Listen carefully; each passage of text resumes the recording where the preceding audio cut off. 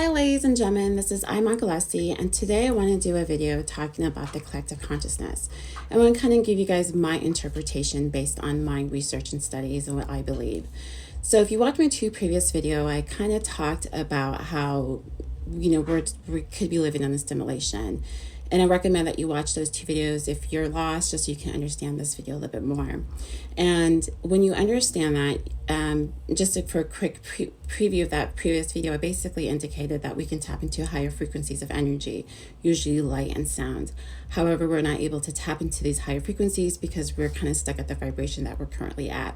Now, based on esoteric mysticism and even on quantum mechanics, they kind of validated that the natural state of reality is a vibration interference pattern. And based on our consciousness, we can collapse the wave interference of the natural state of reality into third dimensional reality. And this collapse of the third dimension is usually associated with our consciousness. So therefore, you can kind of insinuate that thoughts create reality. So if our thoughts create reality, then we can reverse engineer that and say, well, where does the thought come from? So thoughts usually come from us, our inner verse, our consciousness, who we are. So who we are is the identification of who we are, our authentic self. So based on your authentic self, you should have your own personal willpower, and that willpower is associated with different aspects of your belief systems, what you're taught, your religion, your society, how you feel about yourself, how you feel about societies, how you feel about religion, things of that nature. And based on all these belief systems and ideas that you have, you kind of manifest it in the environment right here into this interface that you have, and then you interact with this interface by truly understanding yourself.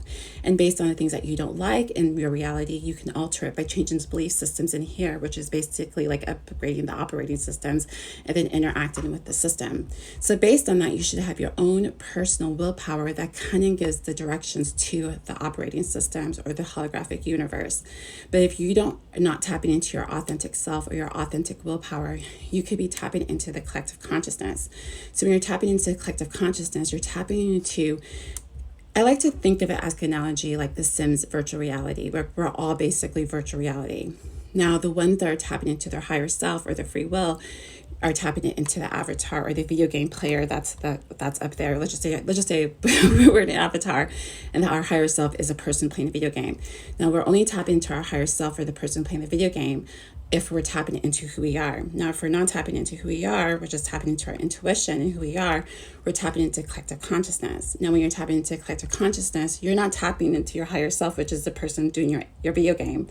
You're tapping into what everyone else is doing. So therefore, you're looking for happiness based on what everyone else is doing. You're kind of following trends, what everyone else is doing.